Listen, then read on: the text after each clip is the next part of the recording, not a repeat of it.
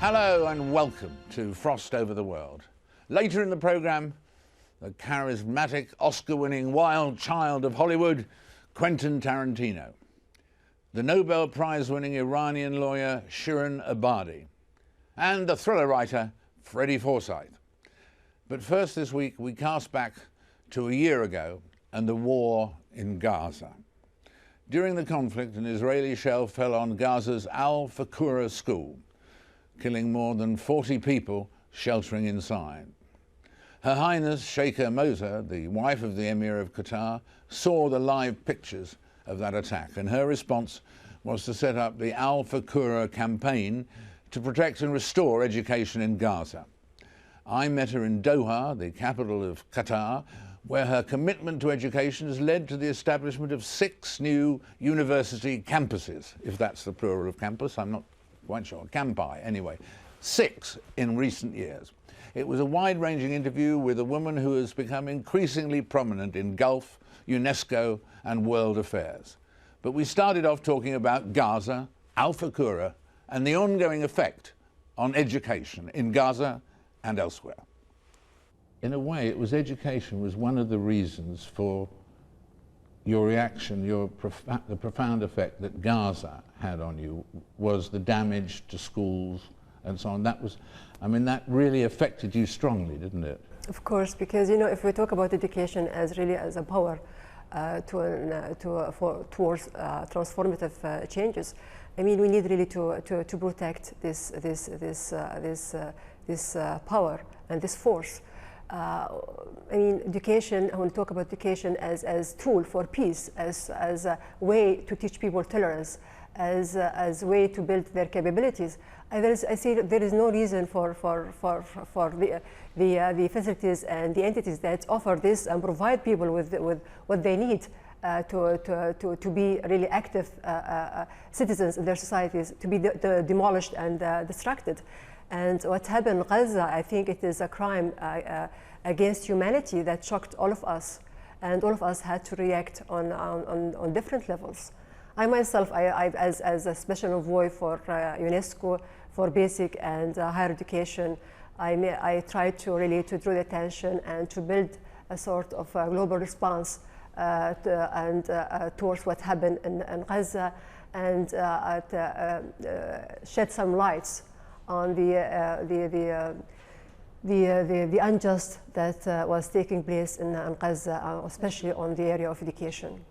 And in fact, you set up an organization to try and deal with this problem, didn't you, called Al-Fakhura, which Correct. was named after one of the school's buildings that were damaged. Correct. Actually, Al-Fakhura is a campaign that led this initiative to draw the awareness of the scale of damage that's taking place in Gaza.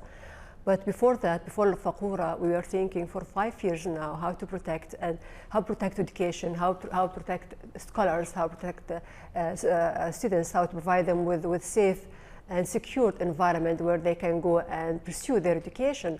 And actually, to be frank with you, what drew my attention to this is what happened in Iraq long before, in 2003. Yeah. The Iraqi students were deprived from going to schools because of lack of security. The Iraq, as you know, were able to eradicate literacy in the 80s, and now 3 million children in the age of primary school are out of schools. And the literacy rate is increasing in Iraq. Since then, we will talk about way and a mean where we can stop and protect education facilities. And what happened to Gaza forced us to have really to take immediate reaction. At the same time, we're also building an institution where we, through this institution, will be able to monitor, to research, and to prevent. And this institution is called Education Above All, just to see, to to make sure that people understand education should not be touched. Education is a sacred. Education is something that we'll need all the time during conflicts, after conflicts, and pre-conflicts. And you feel that schools should be protected in a way, particularly in times of war, rather in the way that hospitals and places of religion are, that schools deserve the same protection. I agree, yes. This is the thing. I don't think that school should be treated less than other entities. School should be seen as a sacred places, as places that should be always protected and looked after. And that's why we know the education above all is an institution that's going to promote this concept, because unfortunately, as I said, during conflicts, people don't see look at education as priority. They see it as a second priority or third priority, while to me it is a priority, because if you talk about terrorists, I mean, by interrupting schooling, those kids who are on the street, they will be prone to be recruited to a terrorist group. So we are breeding the cycle instead of cutting it.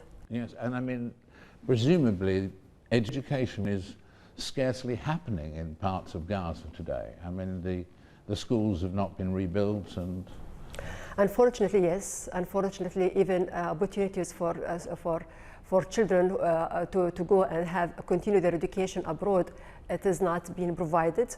We are trying to build schools in Gaza with the UNRWA.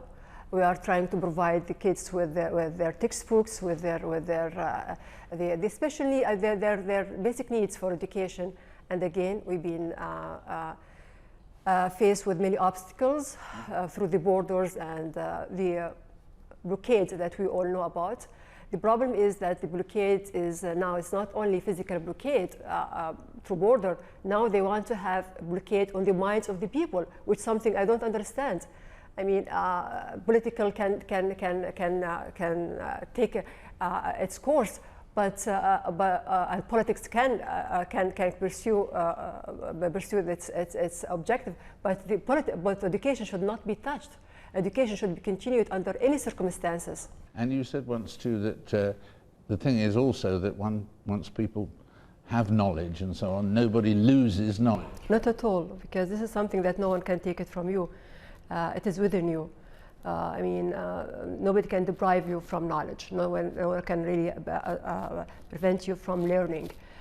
So this is something that you will be always possessing, regardless of the situation that you will be living in. So that's why I always believe that really the education and filling the minds of people very important, and to me it's priority. And I feel that this is for us always. We have some people think it is just it's luxurious things to think about education, and especially in the midst of poverty and crisis. But to me, I think education it is the thing that one has to think about in this kind of situation, because once you feed the brains, the brains can feed the stomachs. So I feel always that really empty brains and much more dangerous than empty stomachs. So I think this is something that I believe in, and something that we are trying to promote through our programming, through our networking, to make people understand that education is the key towards a prosperous society. And I read somewhere that in fact at Qatar University, 70% of the students are women, in fact, girls, women. That's a remarkable figure. It is a remarkable figure for me, and the other way I see it, really a shocking fact, because in any society you need really to build an equal or a balance human resources between your men and women. And unfortunately, most of our higher educated people are females, or women. We are encouraging our men now to be part of this movement and to continue their education. What's happened that our men, most of them, they joined the army or they joined the business sector, and of course the girls they have to continue their educational path. So we ended up with having more girls in the carrying the higher certificate than men. It happened to be like this. It wasn't really planned. Now we need to plan what the other way around. We need really to encourage our men to finish their higher education and then join the business sector or the army. Why did you decide to study, because at university, you went to university and you chose sociology. Why was that? Sociology is, I think, it's a topic where you can, it's put you very close to the society, to the social aspect of the society. Sociology is something that works within society and to the society. And to me, this is very close to my heart. So that was a natural choice for you with the interests that you had. Yeah, it is very close to my heart really to learn about this and to try really to implement some of what I have learned in the society. Were your parents surprised that you chose sociology, or they knew? My husband. Pardon? You mean my husband? Because because this is something that I pursued after marriage, my higher education, and not at all. He wasn't. He was very encouraging, and we used to talk about it. And I think this is something that now I think all of us are appreciating. And one of the things you said once, which was very interesting, is that in terms of your children, you said, we bring them up as normal individuals, not young royals. You wanted them to have a normal life. Yeah, I think this is the right to see the normal side of this life that we are going to live only once. It is really something that, to me, depriving them from this right, it is unfair. It is up to them. First, my duty is really to give them a normal environment. When they're grown up, when they are matured enough to take their own decision, it's up to them to choose what kind of life they want to take. And you have the joy of even having grandchildren now. Yes, I do have grandchildren now. I'm enjoying them very much. And they will all choose their own careers and their own professions as they go through life, obviously. Of course. We as I said, if we are encouraging a free, open-minded individuals, if we are encouraging critical thinking individuals, we have to apply it also on our children. They have to choose their own path and their own careers. When you read things in the Western journals and so on about Islam, do you think Islam is misunderstood in the West? Do you think people have a very trivial view and not a deep understanding of Islam? Do you think the world could benefit from knowing a bit more about it? Yeah. Well, the issue here that there is Islam being, unfortunately, being seen as a body that confronts the West, or something that, an entity that could cause a threat to the Western ideologies and Western way of thoughts. To me, this is a misconception, because true Islam is really, as you know, it's very compatible with these new ideas, with the concept of tolerance, with the concept of modernity, with the concept of peace. What happens sometimes that some individuals, something that's happening and was happening also in Christianity and other religions, hijacked Islam and tried to use Islam as banner for their own causes. Yeah. And you are, of course, a role model. You're a role model for not just for young women, and not just for Arab women, you're a role model. I wonder, who were your role models? Who were the women who inspired you? Very interesting question. Most of them are not women, are men. And I can first of them, first person that really inspired me is my father. My father was a role model for me all the time. Was he really? Yes. Yeah, and then of course, my husband. And the other role model that I always think that he was one of the, maybe I should not mention that. Who? I was thinking about another role model that I was really thinking of. I was always see him as somebody that carried lots of hope to the young people in this region, and that was Abdel Nasser. He's the Egyptian nationalist who was able to reach out to the mass audience and tried really to talk them in a way that felt that gained their respect to him. But I think these are the main three characters that influenced my life. Yeah. How did your father influence your life? Was it his advice, for instance, or was it his example, or what? His ideals, his values, his principles. That's what influenced me really. His way of living. He's a person who, and his adherence to education and learning.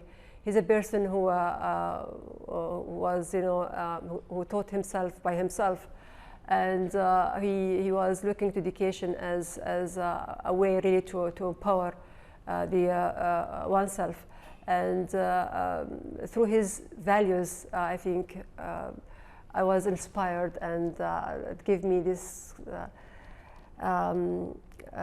notion of the importance of education. Are you an optimist or a pessimist? Do you think the world is Qatar, your life, everything? Are you an optimist or a pessimist? I see the future through the eyes of the young people here and the young people and elsewhere. I met those youth everywhere. I met them in Iraq, I met them in Turkey, I met them everywhere. I met them in, I'm going to meet them soon in 2 days in the Fakhura campaign. So through them I see a very bright future. Hopefully that will be able really to lobby also their own societies and their own political making, and try to enforce or influence them to set the policy where they can really take this kind of act more seriously, the act of protecting education.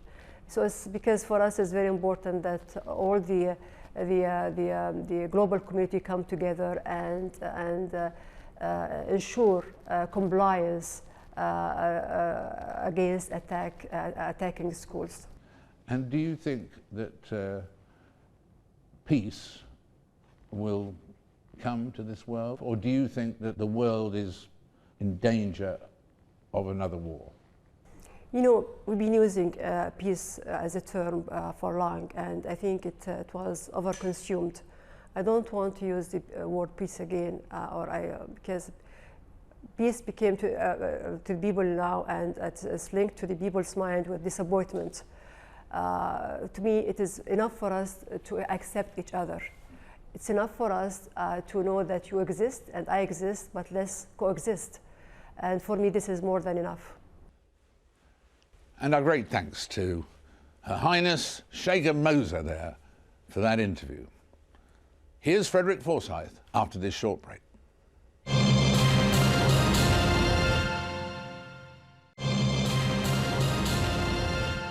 Welcome back, welcome back. After years of negotiation, the Lisbon Treaty was finally ratified last November, and Europe's new President and Foreign Policy High Representative were chosen. Meanwhile, Europe's single currency, the euro, which ties together economies as diverse as Greece and Germany, is under huge strain. So, how healthy is the European project? I'm joined now by British best-selling author and beloved Eurosceptic to boot, Frederick Forsyth, bestseller of all time. Starting with the euro, I mean, how much trouble is it in, do you think? Well, the problem with the euro is that it was launched 1st January, year of grace 2000, with enormous jubilation, and it had the good fortune to be launched actually at the threshold of a decade of prosperity, which it hadn't contributed to, but it took advantage of. Like any ship or aeroplane, it isn't the flat sea or the calm air that you want to judge it by. It's can it fly through a storm, or can it sail through a storm? And this is the storm that it has never yet been subjected to, and it's a storm that isn't going to go away for some time. And yes, the metal of the ship or aeroplane, whichever, will be tested and is being tested now. And cracks are beginning to appear, mainly because it is primarily a German vehicle. And Germany benefited when it was up and strong. Germany is now virtually supporting all the weak currencies like the Irish and the Greeks, the Spanish and the Italians. And the German taxpayer is getting very restive. They don't think this is quite the good idea it was put to them, so much so that, and then we never hear about these things, but there is a very influential public opinion poll in Germany, which is now showing that 60% of the Germans would like the Deutschmark back, which is, whoops-a-daisy. So that you see a shaky future for the euro. Well, I have no crystal ball. I'm just saying that there were always built-in flaws to the idea that one size fits all. And it did fit all when there was lots of oodle about. When the wealth generation was, so to speak, doddle, easy. For the past 10 years. This is the testing time, because we're now in a slump, and it's not going to be a quickie. It's going to go on for a while yet, during which time the Germans really will have to support 7 or 8 other economies, which they're getting very tired of doing. And what overall is your main structural objection to Europe? Lack of democracy. And it is, I'm sometimes called sort of anti-European. I loathe that phrase because Europe is a continent which I adore. I mean, born, just across the channel in Kent, East Kent, spent half my life practically patrolling up and down Europe. Know almost every country in Europe, and love the continent. The EU, of course, is a project which is not the same as a continent, and I believe it is a failing project because it masqueraded as a unification project that would be carried out with the consent of the people, vital phrase, with the consent of the people. 6 letters, 6 words, now being quite gloriously marginalized. The consent of the people has got nothing whatever now to do with the forward march of unification. And I don't believe the two are compatible, that if you don't have the consent of the people, it won't work, eventually. Well, that is my principal objection. There is corruption, of course. There's inefficiency, of course. There's incompetence, of course. But it is the secretiveness and the lack of democracy that offend me personally. That's because I believe we Brits have fought so many wars for democracy, apart from anything else, for democracy. And now we seem to be abrogating all that our forefathers fought for. And that offends me. That offends you. Well, we've got to take a quick break there, and then we'll come back and carry on. We'll be right back with Frederick Forsyth and with Quentin Tarantino.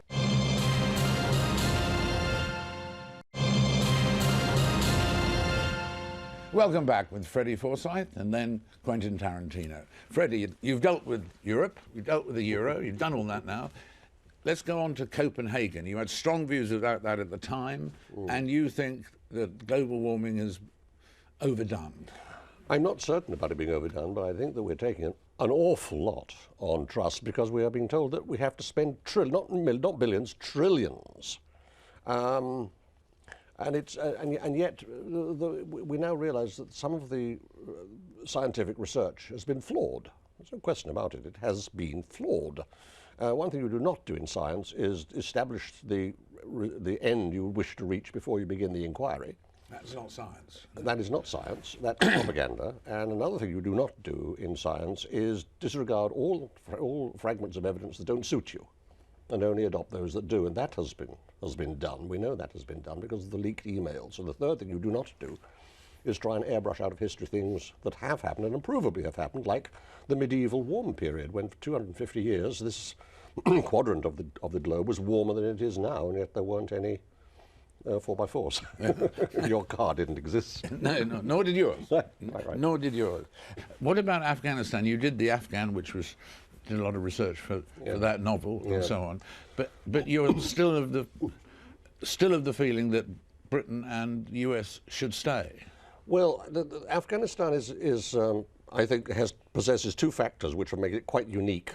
Firstly, 90% of the wars that we've ever fought have been wars of recovery, wars to correct something that has already happened. We went into the Falkland Islands to recover the islands after the invasion by Argentine forces. We went into Kuwait to recover Kuwait after invasion by Saddam Hussein. What we're in Afghanistan for is to prevent.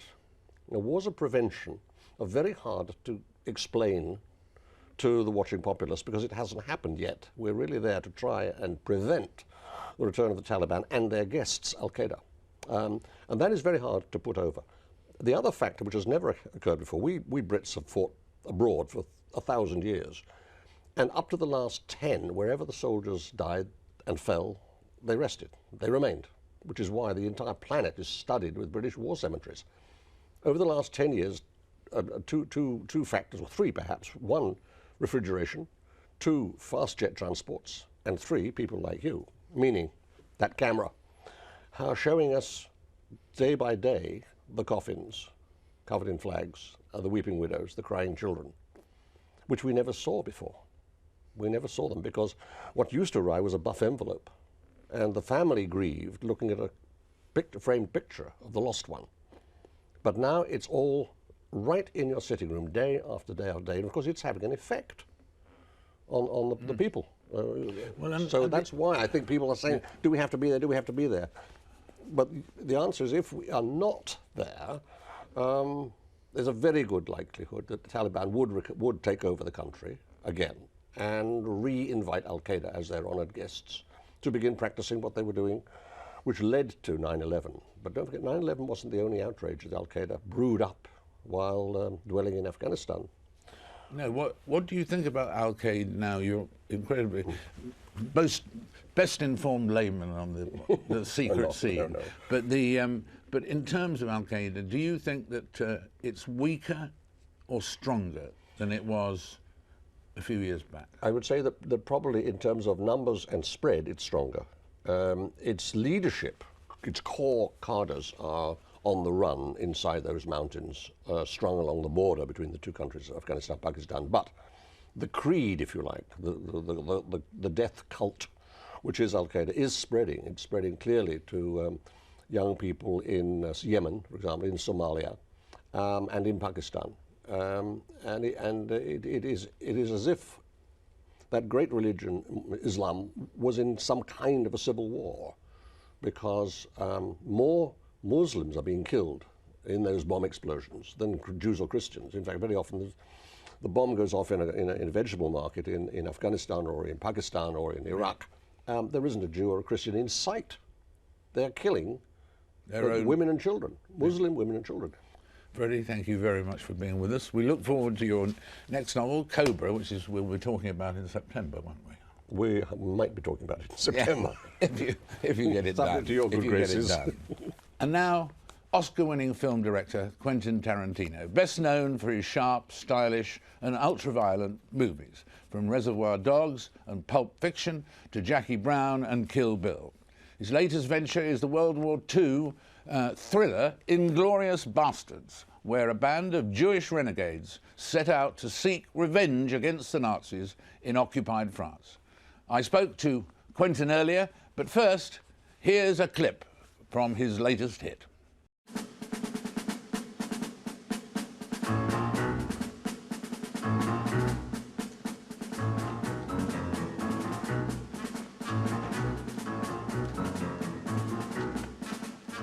Sergeant Hugo Stiglitz. Lieutenant Aldo Rain. These are the bastards. Ever heard of us? We just want to say we're a big fan of your work. When it comes to killing Nazis, I think you show great talent. And I pride myself in having an eye for that kind of talent. But your status as a Nazi killer is still amateur. We all come here to see if you want to go pro. Quentin, first question. What did the Germans think of this film?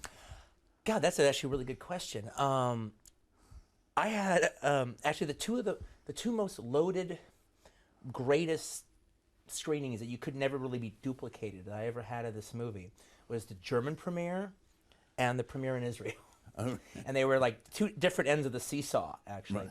And I always have to feel that I'm a bit of, I'm being an ambassador to Germany a little bit, because I have to explain to people, again, it's like, you just have to understand something. If anybody, aside from the Jews, has had killing Hitler fantasies, it's the last 3 generations of Germans. Right. They've had to live under this black cloud. And so it's kind of their fantasy, almost the same as it is anybody else's. But what happened in Germany was so fascinating as we watched it play out in the premiere. Because one of the things that was going on, for sure, was actual just pride of their actors, because there's just so many German actors in the film, and they're just amazing in it. So there was just genuine pride in this big movie of their actors doing so well. But the other thing that was happening is you also have to realize that, you know, even though there's moments of the movie watching it with the German audience, you're kind of cringing, especially at the beginning. Having said that, that's a natural state of being when Germans watch World War II movies. They're used to cringing. Yeah. That's just the way it is. They can't have a different ending now. They can't. But the thing about it with this movie was, as it's going on, you know, they're always used to watching it under the eyes and the cloud of guilt.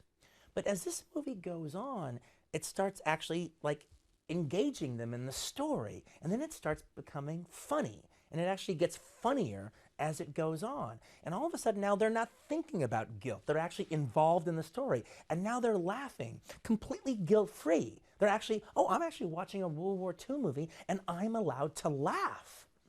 And me, a German, I'm allowed to laugh at this. And not at it, but, you know, with it.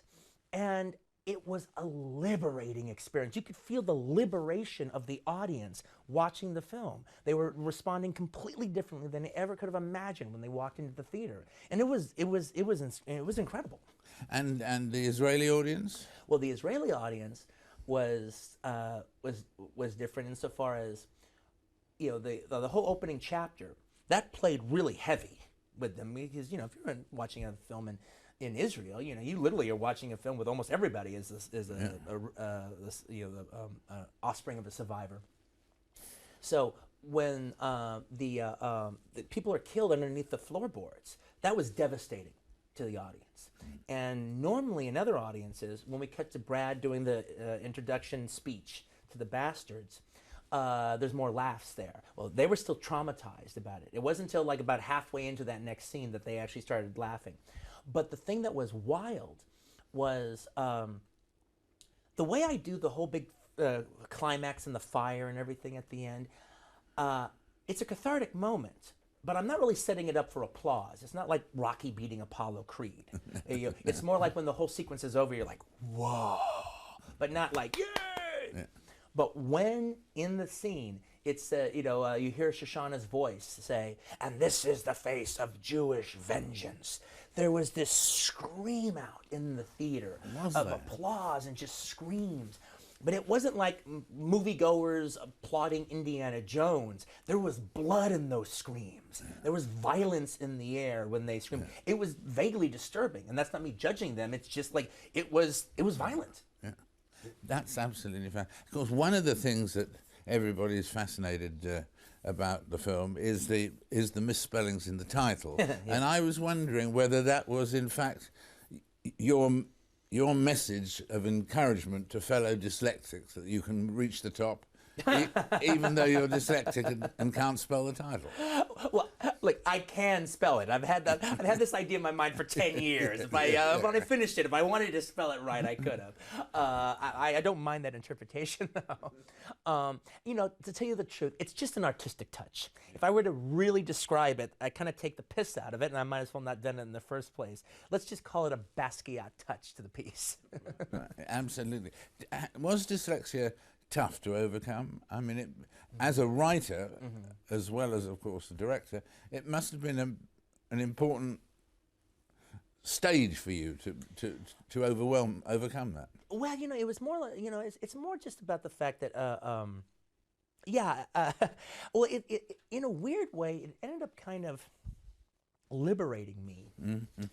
As a writer, insofar as when I first started really writing, and I would do these wild handwritten scripts, you know, my penmanship was awful, and I couldn't spell anything. Everything was completely written phonetically, and I didn't understand semicolon or punctuation, or even though now a punctuation is half of writing, I didn't get all that then. And but the thing about it that actually ended up it actually enabled me to find my voice. Now I'm a much better writer as far as, you know, using punctuation very judiciously. But you know, but I didn't know what a semicolon was. Yeah, if I thought it should go there, I'd put it there. But what it ended up doing was just distilling everything into the dialogue. Yeah. I wasn't thinking about nothing else about getting except this flow of dialogue. And the people I know who've come through that, they were given added drive. In fact, Jackie Stewart, the world car racing, Michael Heseltine, who was Deputy Prime Minister, and others. It's been an added goad, an added motivation. It has, and actually and then I also have this extra pride now of really overcoming it. Yes, yeah, exactly. You know, but in a weird way, it actually at the very beginning, rather than me getting caught up in a bunch of form and minutia, it just turned into this big tunnel of what I was trying to do, which was get these characters talking on page and not thinking about the literature of it. Yeah, absolutely. On the question of violence, just one passing thing, because I know how much we've been asked about that. Have there been times when you've in fact turned down a violent scene because it was too violent?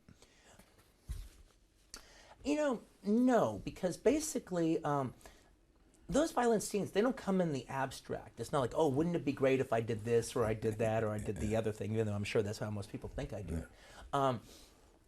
I do it like a novelist does it. You know, it's like anything can happen in the course of a novel. And so, and I've always admired novels' ability to do that, and I've always thought movies were weak for second-guessing stuff like that. So the point being is I put characters in situations, and then whatever happens, whatever comes up, I'm not afraid to go there. That's just what happened. Yeah. That's just what we're dealing with. And anything else would be a lie. Anything else would be a compromise. Now, the only thing that I don't really have any desire to do as a director is like torture some child in a movie. Like, just to give you an example, in Kill Bill, when they have the big anime sequence with you see Lucy Liu's character Oren as a young child, and she's hiding under the bed and her mom gets killed and the blood is falling on her. Well, that was all great. I love that sequence, but I did it as anime. Because, you know, basically I don't want to have to ask a child to understand those emotions. I don't want to have to ask a child to feel that her mother is dying, and I don't want to have to stand over a child and flick blood in her face. Right. You know, however, I did it as anime, and the story happens, and it all happened, and nobody's scarred. Well, Quentin was in such great form there that we continued our chat, and we'll bring you part 2 next week. Iran's Nobel Prize-winning lawyer, Shirin Ebadi, joins me after this short break.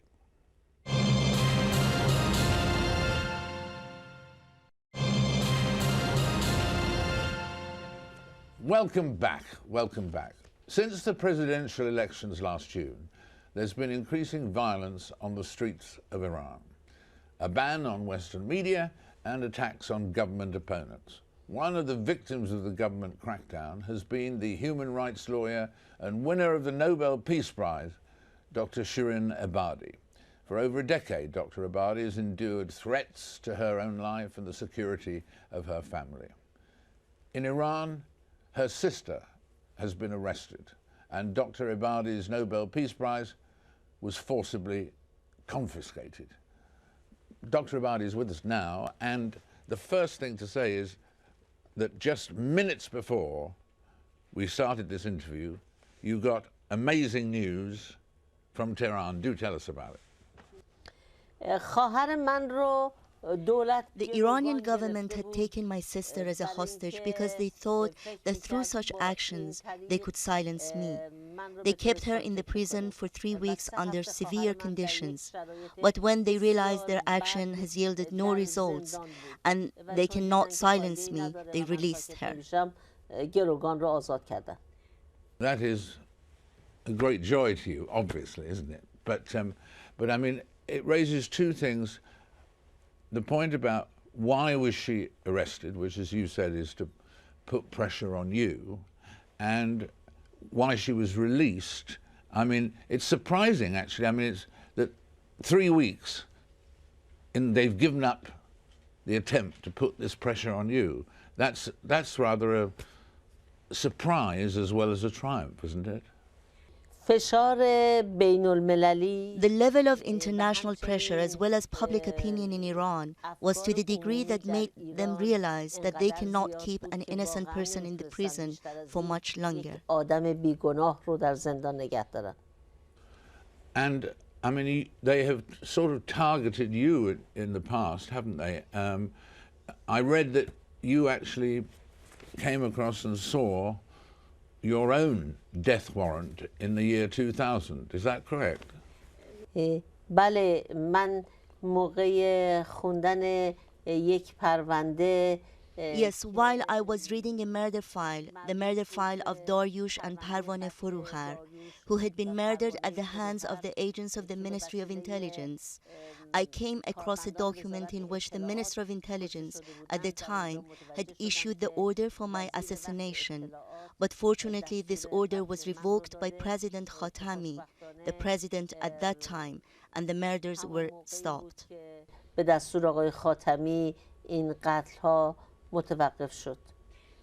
Do you find that it difficult a challenge for you, the thing that there is a sense, luckily your sister is alive, well and released, but obviously they were intending to put pressure on you. Is it difficult when your campaigning activities can endanger your family? And how do you work that out? شوهر من هم Yes, even my husband was detained for a few days. He has also been prohibited from leaving the country. The Iranian government has frozen all our bank accounts, mine and my husband's. They confiscated all our belongings and possessions, only because of the work I'm doing. All of this naturally put a lot of pressure on me, but fortunately, none of these pressures have forced me to restrict my work.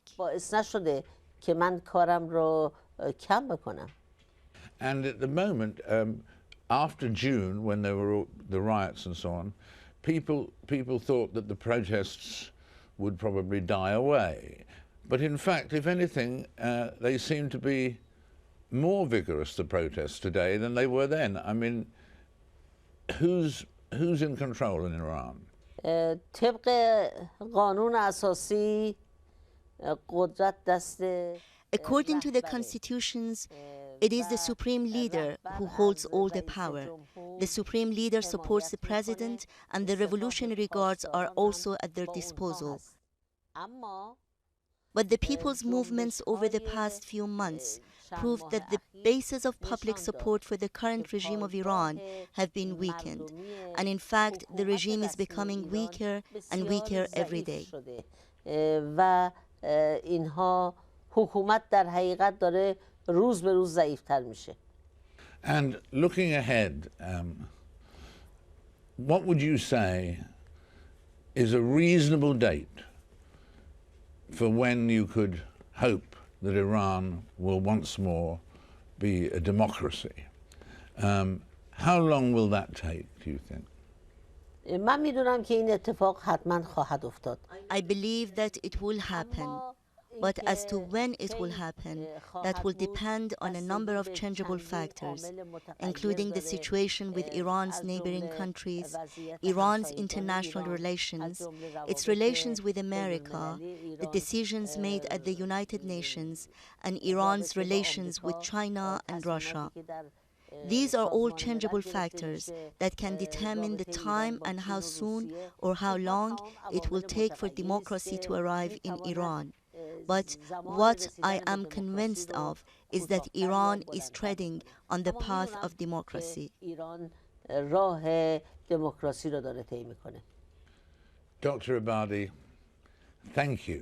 Thank you very much for being with us. And with the brave figure of Shirin Ebadi, that's it for this week. My thanks to all my guests. Do join us again 7 days from now for Frost over the world.